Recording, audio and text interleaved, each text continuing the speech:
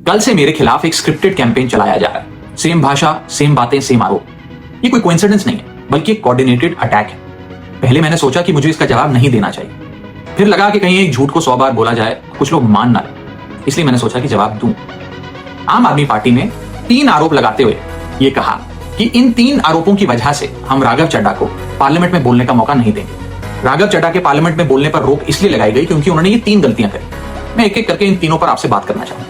पहला आरोप कि जब ऑपोजिशन पार्लियामेंट से वॉकआउट करता है, सदन से वॉकआउट करता है, तो राघव चड्ढा वहीं बैठे रहते हैं, वो वॉकआउट नहीं करते। ये सरासर झूठ, सफेद झूठ। मैं चुनौती देता हूं, एक इंस्टेंस, एक दिन ऐसा बताइए जब ऑपोजिशन ने वॉकआउट किया हो और मैंने उनका साथ ना दिया हो, मैं साथ में वॉकआउट नहीं किया हो। और पार्लियामेंट में तो हर जगह सीसीटीवी कैमरा है, आप सीसीटीवी कैमरा निकाल कर दिखा दीजिए, दूध का दूध और पानी का पानी हो जाए। दूसरा आरोप लगाया कि राघव चड्ढा ने चीफ इलेक्शन कमिश्नर के इंपीचमेंट मोशन पर, यानी कि मुख्य चुनाव आयुक्त को हटाने वाली जो याचिका थी, उस पर साइन करने से मना कर दिया। दूसरा सफेद झूठ। ना मुझे आम आदमी पार्टी के किसी भी नेता ने इस मोशन पर साइन करने के लिए कहा, ना औपचारिक तौर पर कहा, ना अनौपचारिक तौर पर कहा।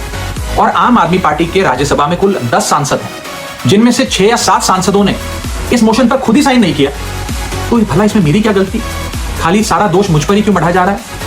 और इस मोशन के लिए राज्यसभा में कुल 50 सिग्नेचर चाहिए होते हैं, यानी कि 105 विपक्षी सांसदों में से मात्र 50 सिग्नेचर से ये याचिका पूरी हो जाती। तो इतना शोर क्यों?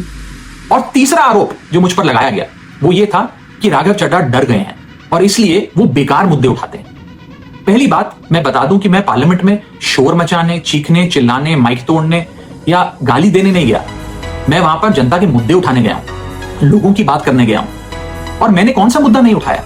मैंने जीएसटी से लेकर इनकम टैक्स की बात करी, पंजाब के पानी से लेकर दिल्ली की हवा का मुद्दा उठाया, हमारे सरकारी स्कूलों की हालत से लेकर कैसे पब्लिक हेल्थ केयर इंस्टीट्यूशंस को मजबूत किया जाए, इंडियन रेलवेज में जो पैसेंजर्स ट्रैवल करते हैं उनकी समस्याएं रखी, यहां तक कि मेंस्ट्रुअल हेल्थ, एक ऐसा मुद्दा जिसके बारे में लोग बात करने से कतराते हैं, वो बातें तक रखी। बेरोजगारी से लेकर महंगाई तक तमाम मुद्दे उठाए। आप मेरे 4 साल का पार्लियामेंट का ट्रैक रिकॉर्ड उठाकर देख लीजिए।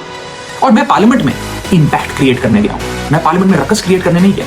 ये टैक्स पेयर के पैसे से जो पार्लियामेंट चलती है, उस टैक्स पेयर के मुद्दे उठाने में पार्लियामेंट में गया।